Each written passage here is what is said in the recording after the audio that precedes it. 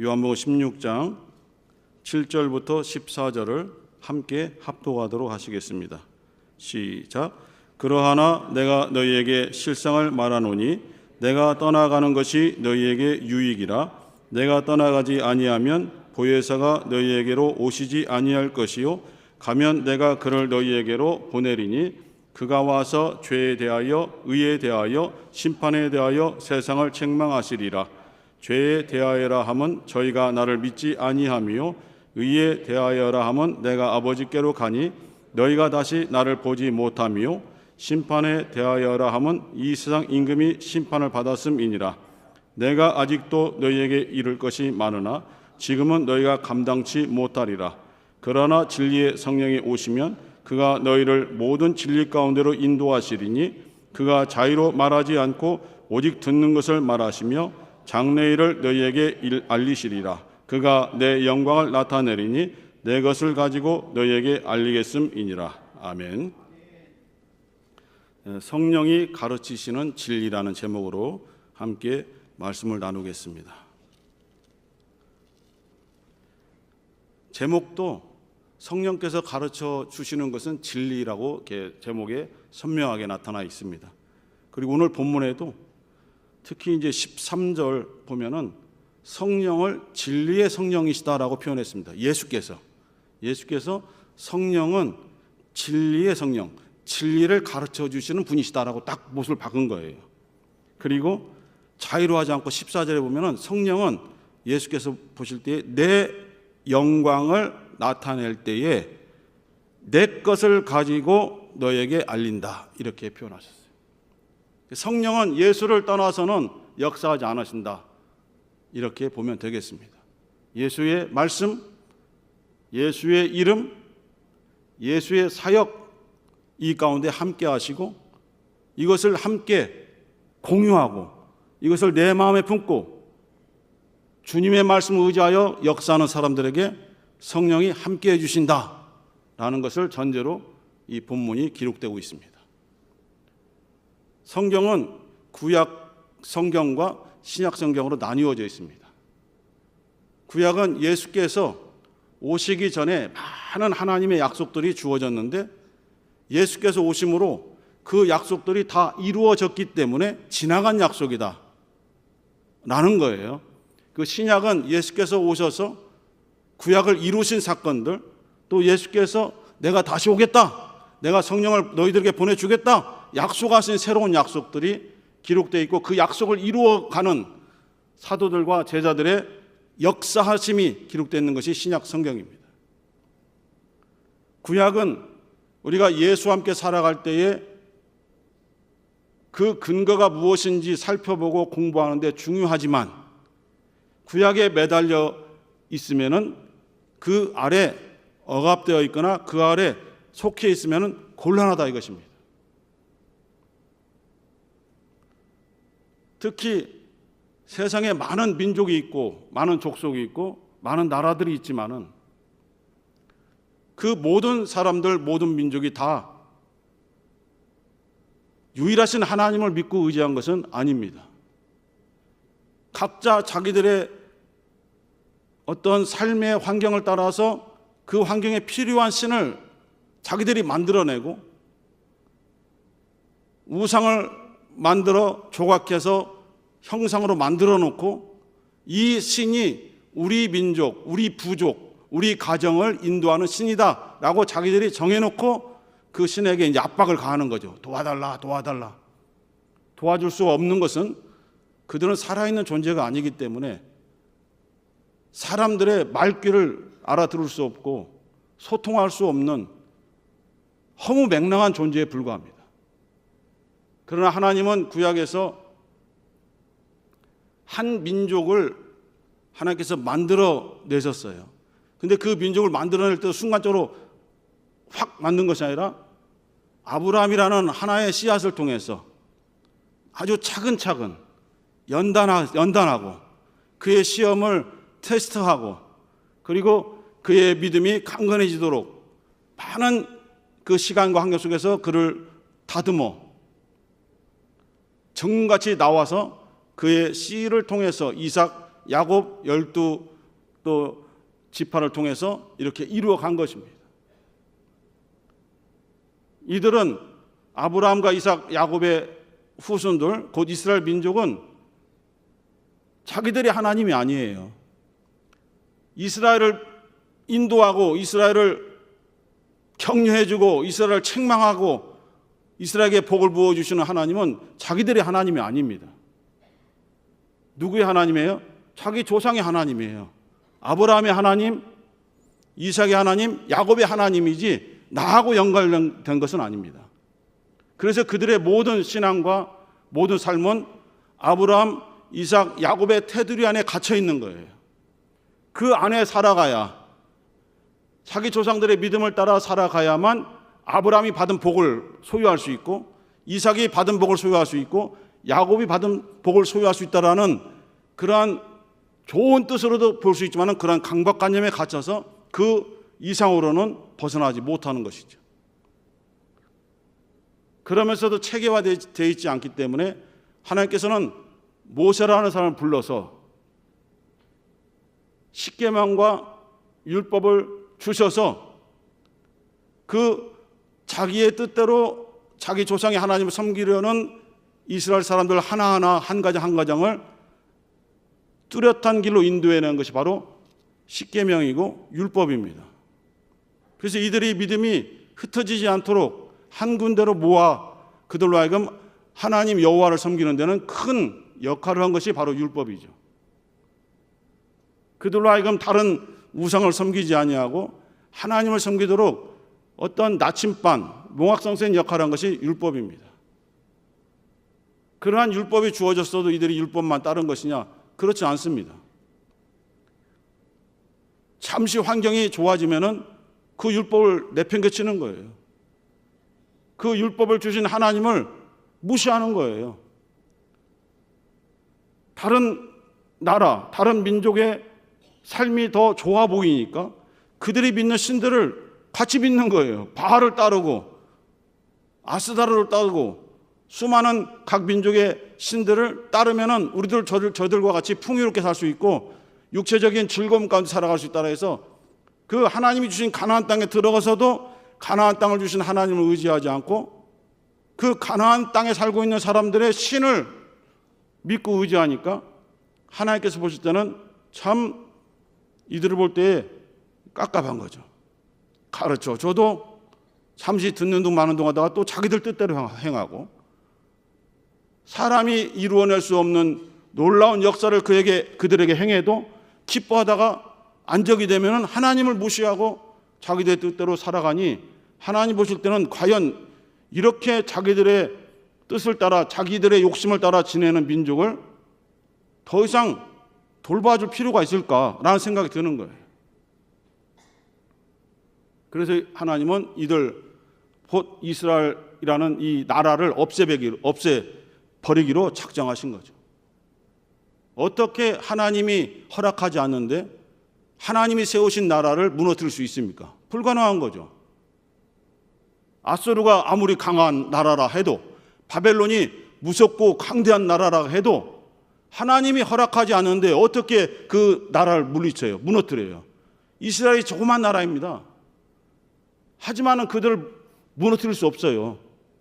그럼 이스라엘이 두 나라로 갈라진 상태에서 북쪽 10개 지파는 이스라엘이라는 이름으로 나라를 세웠고 밑에 남쪽은 두 지파로 유다라는 이름으로 나라를 이렇게 유지하고 있는데 하나님이 보호하시면은 아무리 강한 나라가 들어와도 무너지지 않아요.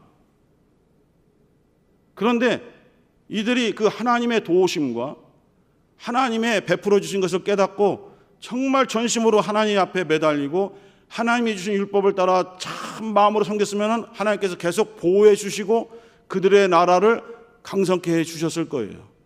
그런데 하나님이 도와주셔도 이들은 하나님께 감사하기는커녕 자기들의 뜻대로 살아가니 하나님 보실 때는 더 이상 이들을 돌봐줄 필요가 없다라고 결론을 내리신 거예요. 성전, 예루살렘 성전이 있습니다. 그 성전이 무엇입니까? 하나님의 이름을 두고 하나님 앞에 경배하고 구약 형태로는 제사라고 하지만은 이제 우리나라 유교적 제사랑 혼동이 많이 있기 때문에 구약 예배라고 칭하겠습니다. 구약의 예배를 통해서 하나님께 그들의 믿음을 드리고 그들의 헌물, 헌금을 드리고 하나님을 만나는 그 장소가 성전입니다. 그런데 그 성전에서 이들은 하나님을 만나려고 하지 않아요. 자기들의 것을 과시해요.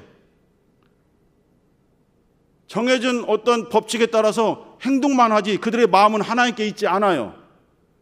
그렇다면 그 성전이 존재할 필요가 있습니까? 하나님 보실 때는 존재할 필요가 없는 거예요. 사람들은 법궤가 모셔져 있고 정말 하나님의 거룩한 모든 것들이 하나님께 드리는 의식들이 행해지고 하나님의 성물이라고 주장해서 그 제사장과 레위인들이 소중히 다루고 이스라엘 민족이 경건하게 다루지만 마음은 경건하지 않은 거예요. 경건의 모양만 있지 경건의 능력이 없는 거예요.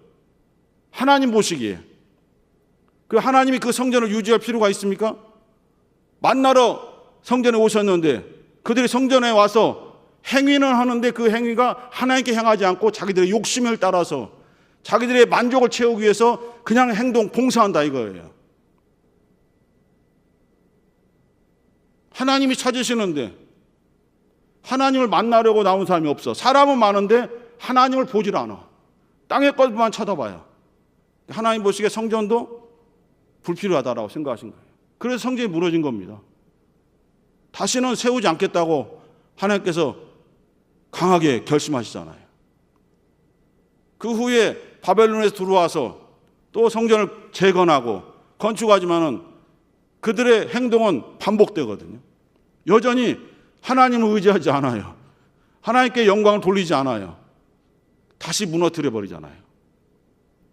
예수 그리스도 떠난 이후에 몇십 년이 지난 다음에 또 로마에서 완전히 무너뜨리고 지금까지도 그 이후로 재건이 되지 않아요.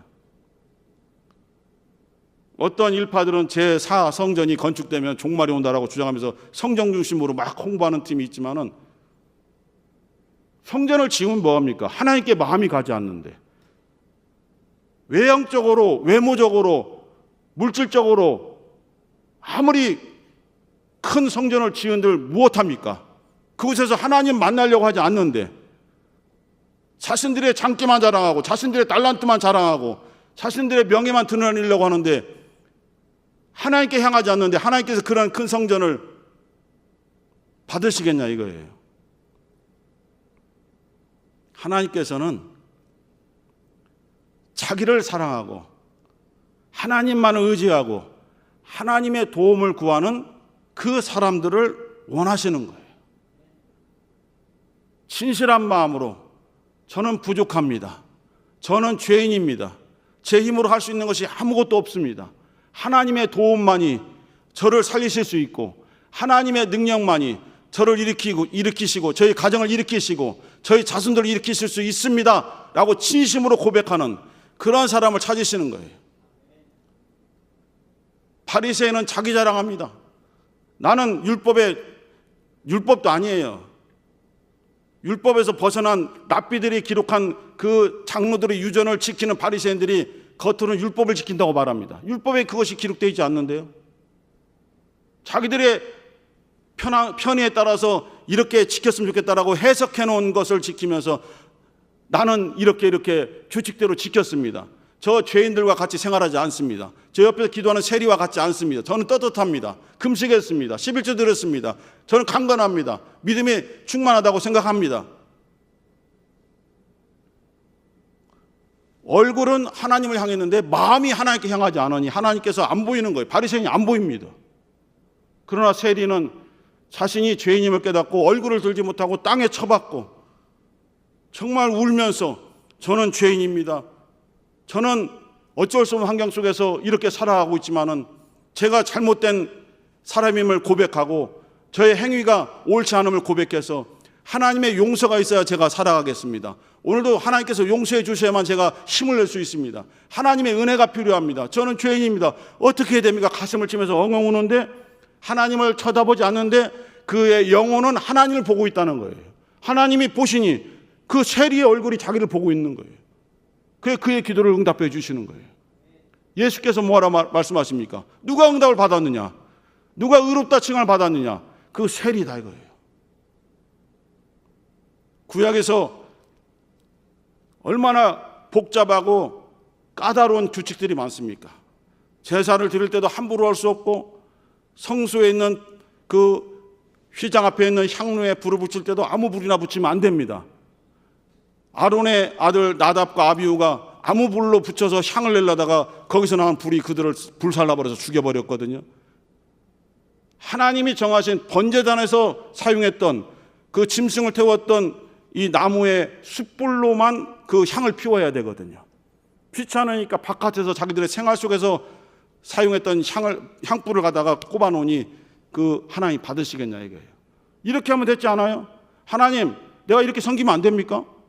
내 환경 속에서 이렇게 섬기면 되는 거죠. 나 최선을 다한 겁니다. 나 만족합니다. 자기가 만족하면 뭐냐 이거예요. 우리가 볼 때는 충분히 어려운 환경 속에서 하나님 앞에 헌신했고 하나님께 열심을 낸 것을 인정합니다. 그러나 하나님 보시기에는 정말로 네가 나에 대한 사랑으로 그렇게 했느냐라고 물으시는 거예요. 네가 나를 사랑하느냐 물으시는 거예요. 베드로의 고백처럼 내가 주를 사랑하는 줄을 주께서 아시나이다라고 대답할 사람이 과연 얼마나 있겠습니까? 주께서 아신다면은 주님 앞에서 부끄럽지 않을 자신이 있습니까? 부끄러운 투성이잖아요. 그래서 예수께서 오셔서 그들의 하나님께 행하지 않는 그 율법에 대한 제사 방식, 직분, 제물 그것을 한 번에 완성시키셨다 이거예요. 구약에는 아론의 후손들이 대제사장이 되어서 반드시 그 제사를 구약 예배를 인도해야만 돼요. 다른 사람이 서면 안 됩니다. 하나님 받지 않으신다고 했어요. 다른 사람이 성소에 들어가면 그냥 그 자리에서 식사합니다. 그러나 그 아론의 후손들 대제사장들도 죄가 있기 때문에 그들도 자신들의 죄를 하나님 앞에 완전히 씻어내지 못하고는 백성들을 위해서 대신 제사를 드릴 수 없기 때문에 자기들의 먼저 죄를 회개하고 자신들을 위한 제물을 먼저 드리고 나아갑니다. 불완전하죠. 그들이 죽으면 다른 제사장이 생겨서 또 번복하고 또 반복하고 1년 뒤에 또 반복하고 또 반복하고, 이것을 주님 예수께서 성령의 기름 부음을 받고 하나님이 세우신 대제사장 직분을 받아들이신 거예요. 우리가 드리는 예배를 하나님께 올려드릴 수 있는 그 직분을 맡으셨다 이겁니다. 오늘도 우리가 예배를 드리지만은 우리 힘으로 예배 드립니까? 우리가 성과 찬양과 봉사와 헌신을 통해서 우리가 드리는 겁니까? 우리가 드리면 하나님께 받으십니까? 아니죠. 안 받으십니다. 우리가 그것을 잊고 있는 거예요. 우리의 예배를 하나님께 받으실 수 있도록 그 중보되신 분이 누굽니까? 예수 그리스도이십니다. 그가 지금도 우리의 대제사장 되셨어요. 그래서 지금도 하나님 우편에서 우리를 위해서 하나님께 간구하시고 우리의 예배를 하나님께 받아서 드리시는 대제사장 직분을 감당하시는 거예요. 그래서 우리는 자나깨나 예수 그리스도만 의지해야 되는 것입니다. 예수 그리스도를 의지하는 예배는 그 하나님께 상달되지 않아요. 예수를 의지하지 않는 봉사는 하나님께서 받으시지 않는 거예요. 예수를 의지하지 않는 헌금은 하나님께서 받으시지 않는 거예요. 예수께서 대제사장이 되셨고 하나님께 드릴 헌금이 있어야 되는데, 제물이 있어야 되는데, 짐승, 구약엔 짐승으로 드렸다 이것입니다. 소, 양, 염소, 비둘기 4가지 짐승으로만 피를 내서 드렸는데 그 짐승의 피, 황소와 염소의 피가 사람의 죄를 없이 하지 못하느니라 라고 히브리서 10장 4절에서 딱 못을 받고 있어요. 영혼의 죄를 없이 하지 못하니 대제사장이 있는데 어떤 제물의 피를 드려야 하나님께서 받으시냐 이거예요. 자신이 제물이 되겠다는 거예요. 예수께서 내가 너희들의 죄를 대신하여 드리는 대속 제물이 내가 되겠다. 그래서 자기의 피를 흘리신 거예요. 십자가에서. 그럼 그 피를 누가 받아요? 예수 본인이 받으셨다 이거예요. 히브리서 9장 11절 12절에 예수께서 대제사장이 되셔서 자기 피를 하나님께 드림으로 영원한 속죄를 이루셨다라고 되어 있습니다. 단번에 단번이 뭡니까? 2번 없다는 거예요. 한 번에 하면 2번 있고 3번 있는 거예요. 그러나 단번에 하면 그 이유는 없는 거예요. 단번에 그냥 속죄가 아니라 영원한 속죄, 다시는 드릴 필요가 없는 영원한 속죄를 자기의 피를 가지고 하나님께 나아간 거예요. 어떻게? 자기 몸을 찢으셔서 지성소와 성소 가운데 있는 휘장을 찢으셨어요. 그게 예수의 육체잖아요. 히브리서 10장 19절 20절에 보면 예수의 육체예요. 이게 찢어졌어요. 하나님께 열린 길을, 그 피투성이가 된 그 피를 대제사장이 되셔서 그것을 가지고 하나님께 드림으로써 우리 이 긍휼한 하나님의 형상의 모양을 닮은 사람들을 용서해 주세요. 이들의 속죄를 하나님께 드릴 때 제 피를 대가로 드립니다. 이걸 받으시고 사람들을 용서해 주세요. 이렇게 해서 신약이 진행이 되고 있습니다.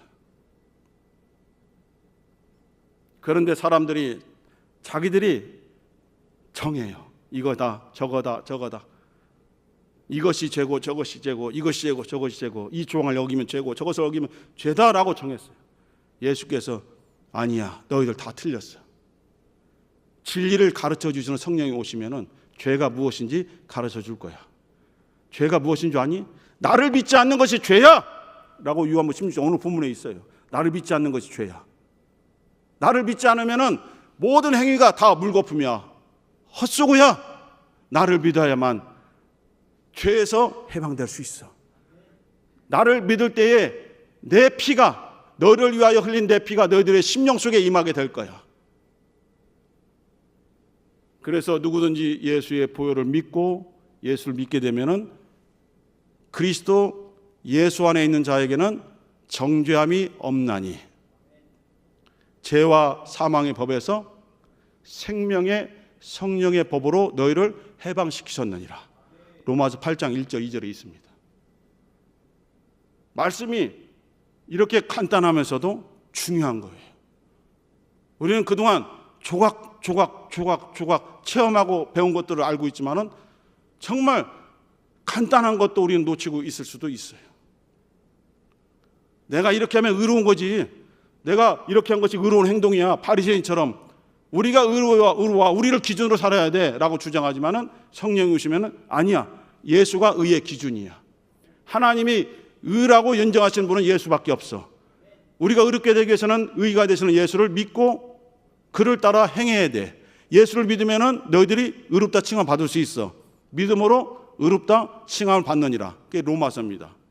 이신 칭의, 이신 믿음, 믿을 신, 믿음으로써 칭의, 의롭다고 부르심을 받게 된다. 의인이 아니지만은, 너희들에게 의가 없지만은 의가 되시는 예수를 너희들이 모시고 너희 심령 안에 의가 되시는 예수가 있으니 하나님 보실 때는 그래, 예수와 함께 대한 너희들에게도 의롭다고 내가 인정해 주겠다, 이것입니다. 예수와 떠나면 안 돼요.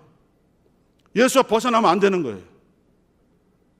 너 이렇게 하면 심판받아, 저렇게 하면 심판받아 라고 억압하지만은 예수께서 이미 이상 임금 마귀가 심판받았어. 요한복음 12장 31절에서는 그때 이상 임금이 심판을 받을 것이다 라고 미래형으로 얘기했지만 성령이 오시면, 성령이 언제 오세요? 예수께서 십자가에 죽으시고 부활하시고 하늘 가신 다음에 성령이 오시기 때문에 예수의 십자가의 사역이 완성된 때이기 때문에 그때 와서 성령이 말씀하시기를 심판의 대람은 이상 임금 마귀가 이미 심판을 받았다, 이걸 가르쳐 주신다는 거예요. 이와 같이 성령은 내 것을 가지고 너에게 알려주겠다.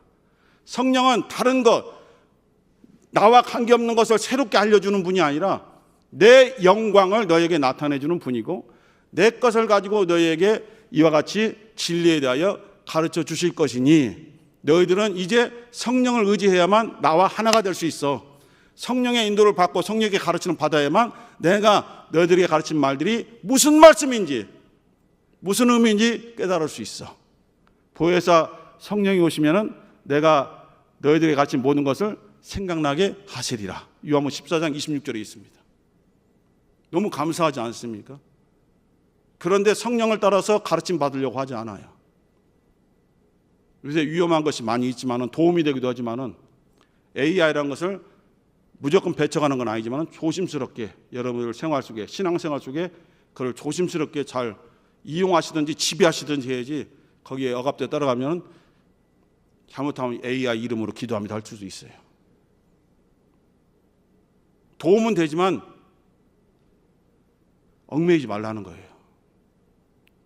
오늘 주께서 주시는 말씀은, 오늘 제목 자체가 성령이 가르치시는 진리입니다.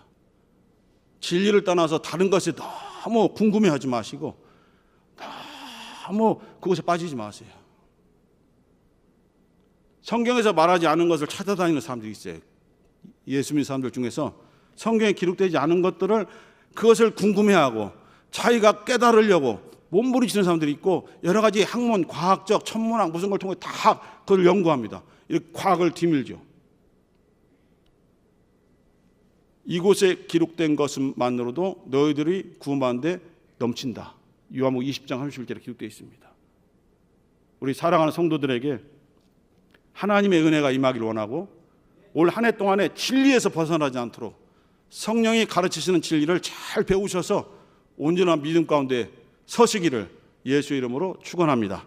함께 기도하실 때에 우리를 진리 가운데로 인도하시는 성령께서 우리를 붙잡아 주시고, 다른 것에 우리가 빠져들지 않고 주님의 진리를 붙잡고 온전히 예수 그리스도 하나가 되어서 하나님이 원하시는 예배, 하나님이 원하시는 봉사할 수 있도록 도와주옵소서. 주여 한번 부르시고 기도하겠습니다. 주여 하나님 아버지,